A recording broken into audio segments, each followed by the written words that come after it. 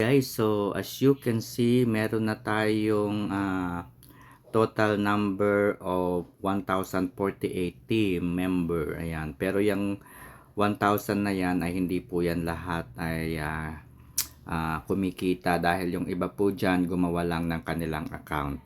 And this is one of the another opportunity. Yan, meron tayong isang lucky draw. Okay? Yan, ito po yung nakakapagpadagdag. Ayan, so nanalo po tayo ng 50% points. So meron na tayong coupon uli mamayang gabi. Okay, so when we participate sa raffle, meron po tayong coupons. Ayan, pindutin po natin yung coupons. Meron ulit tayong 5 coupons. So gagamitin natin tong coupons na to para mapalaki yung ating kinikita. For example, dito po sa Nova Bolt, ayan yan, nasa gitna.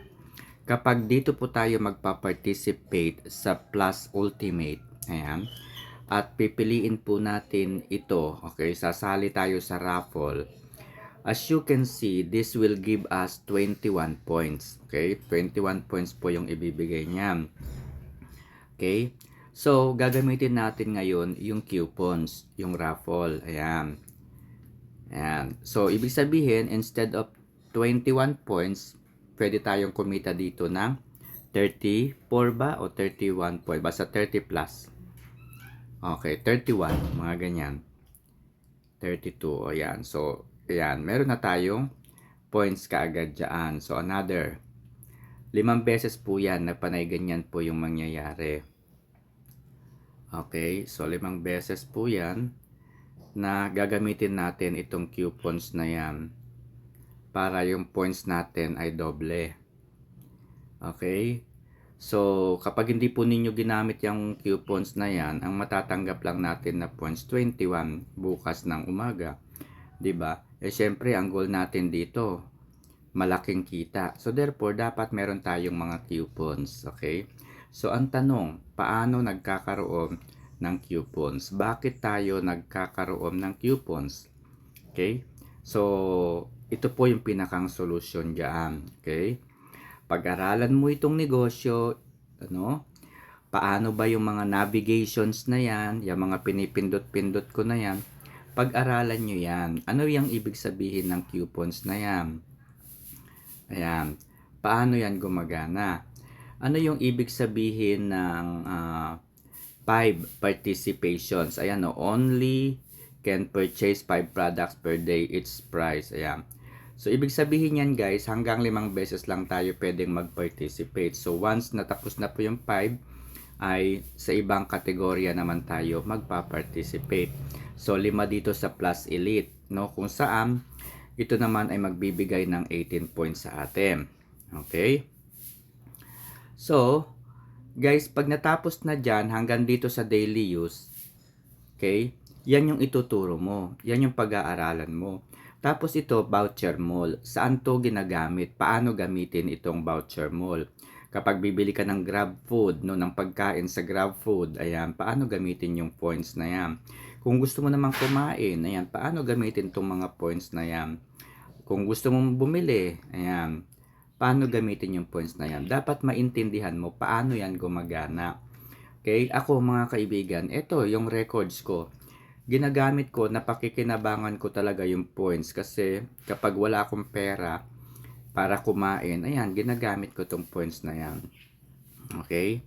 So, yan po, no? Araw-araw din, meron ta akong rewards na nakukuha. So, as you can see, yung rewards ko ngayon, 1,034. Kahapon, 1,021. Nung isang araw, 1,010. Yung isang araw, 971. So, araw-araw po may natatanggap akong points na yan. Okay? So, kapag naintindihan mo lahat ng yan, naipaliwanag mo lahat ng itong mga to, itong mall na yan, kapag naipaliwanag mo yan, at merong nagtanong sa iyo, Sir, Ma'am, paano ba yung Nova Lucia? Bakit ka kumikita? No? Pwede bang turuan mo ako? 'Di ba?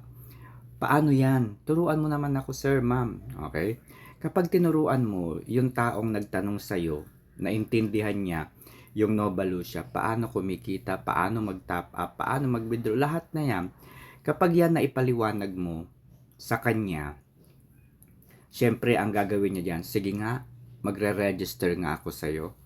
Okay, turuan mo ako. Okay? Kapag naturuan mo siya at naglagay siya ng kanyang capital dito, kikita ka. Bakit? Paano ka kikita? Maa-unlock itong mga store category na ito. Okay? Maa-unlock yung store category na yan. At binabayaran ka ng Nova Lucia kasi nakatulong ka dun sa tao. Paano yung bayad nila sa'yo? Eto, itong mga points na natatanggap mo yan, yung 18 points na yan, yan yung bayad ng Nova Lucia sa'yo. Okay? Yan yung binabayad niya. Kasi nga, tingnan nyo, kung maghahanap po sila ng commercial artist, no? Model, para ibenta tong mga product na ito, ipakilala yung Nova Lucia sa market, babayaran mo pa yung mga artista, yung mga influencers, yung mga vloggers, babayaran mo pa yun. And sa atin, ang bayad, ito lang, napakaliit, no? Napakaliit. 18 points, ganyan, 21 points, no? 'Di ba? Maliit lang yung bayad. Kung sa artista yan, tingin niyo papayag yun ng 100,000, 50,000? Hindi. Milyon ang sisingilin nila sa kumpanya. So, sa halip na yung milyon na yun mapunta sa mga endorsers, tayo na lamang po yung binabayaran ng Nova Lucia. Again, bakit tayo binabayaran? Kasi pinag-aralan natin yung platform, tapos nakatulong tayo doon sa kapwa natin. No, nakatulong tayo doon sa mga naghahanap ng negosyo. Alam na niya kung paano ngayon gawin yung Nova Lucia. Dahil alam na niya, binabayaran natin. Binabayaran na tayo ng Nova Lucia. O, di ba? Ganun lang. Yung mindset po kasi ng iba, sir, pwede bang hindi ako mag-recruit? Pwede bang hindi ako mag-introduce ng business sa Nova Lucia? Pwede naman, di ba? Pwede naman. Ang mga problema lang, kapag wala ka pong recruit sa Nova Lucia, pwede ka pong mag-participate sa daily use lang. Okay? So, sa daily use ka lang po pwedeng mag-participate. Dito lang po. Dito ka lang pwede mag-participate. And dito po, 10 beses ka pwedeng mag-participate instead of 5. So, ibig sabihin kapag 10 beses, guys, ibig sabihin po noon, 100 pesos per day yung kikitain mo. Masama na po ba yung 100 pesos per day? 3,000 din po yun sa loob ng isang buwan. Okay? Kung wala kang recruit, kikita ka sa Nova Lucia 3,000 pesos per month. Masama na po ba yung 3,000 pesos per month? Diba? So, ito po yung sinasabi ko. Kikita ka sa Nova Lucia kahit wala kang recruit. Pero, hanggang 3,000 monthly ka lamang po pwedeng kumita. So, maghihintay ka ng matagal talaga. Diba? Pero, kung gusto mong lumaki ang kita, gaya po ng nakikita ninyo sa akin, magkano na ba yung pera ko? Yung pinakita ko kanina, diba?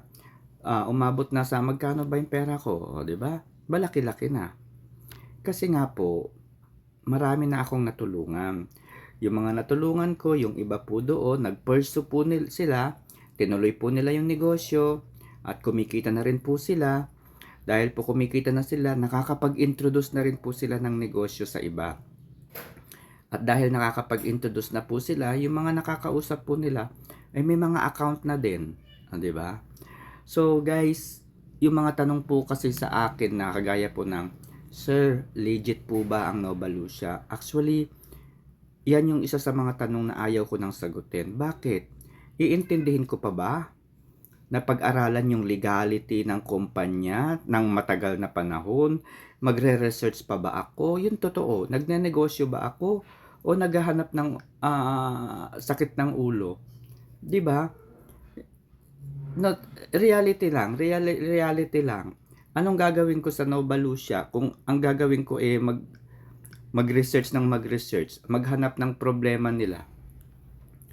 Anong kikitain ko, 'di ba? Wala.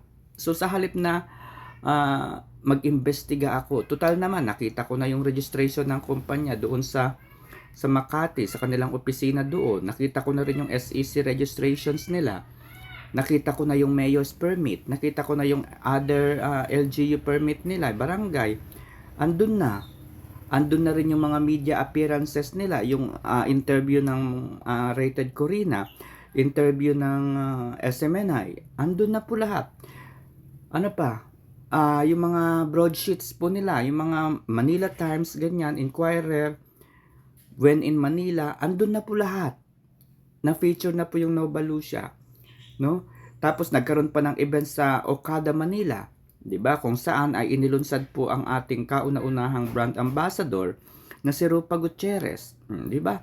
So yung mga ganong bagay po ba, uubusin ko yung panahon ko sa pagtatanong, ito legit ba ito, ganito ganyan.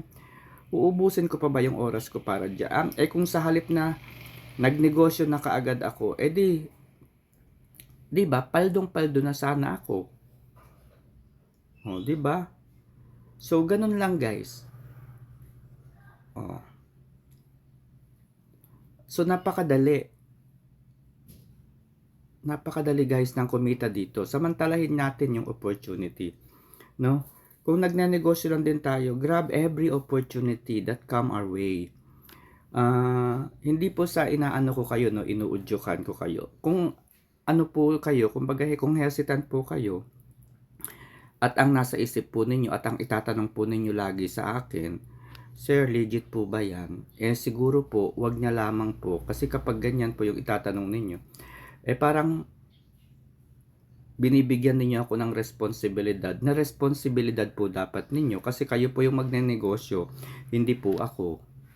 'Di ba? So, ayun, yun lang yung payo ko sa inyo. Ito, oh, 'di ba? So, napakadali guys ng kumita sa Nova Lucia. Kung iintindihin lamang natin. Okay, kung iintindihin lamang natin guys yung Nova Lucia. Madali yung kita natin, 'di ba? Ilan na ba 'yon? So, nakasampu na tayo. Ito pang ilan na to? Okay, meron pang isa. Ayan, meron pa tayong 1,000. Ayan. Ayan, meron pang 1,000. Okay. So, i-convert na natin itong 1742.93 para maging cash o maging balance. Paano yan? Okay, so ito yan, ganyan. Pindutin nyo lang po yung points, transferred, balance. And then, as you can see, 90% of 1742.93 yung pwede nating i-convert. 1568.637. Ganun po talaga ako. Wala akong patawad kahit centimo kino-convert ko.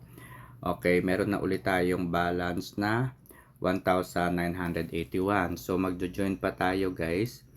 Pipili pa tayo ng isa pang 1,000. Wala na. Ayan. So, 10 points po ito.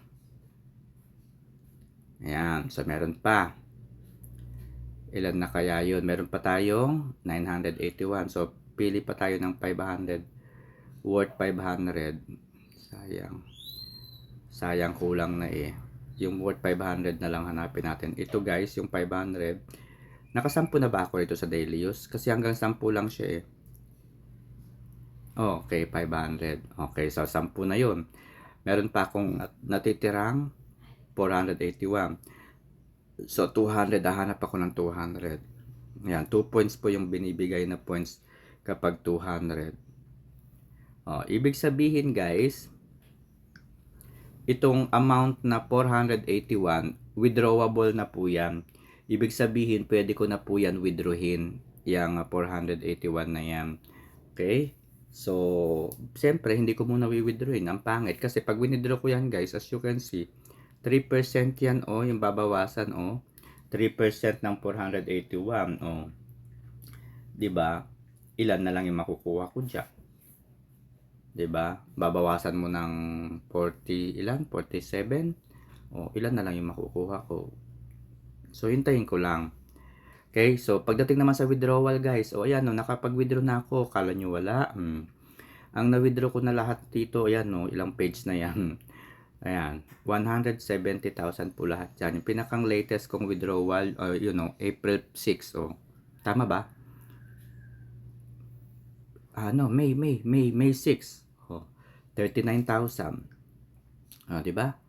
So, ganun lang guys, ang kumita dito sa Nova Lucia. Huwag lang tayong masyadong naging negatibo.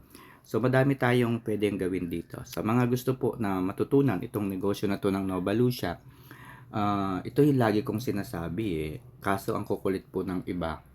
No, i-message po ninyo ako sa aking Facebook, sa aking Messenger, i-message nyo ako at tutulungan ko kayo. Okay? So, yun lang at maraming salamat.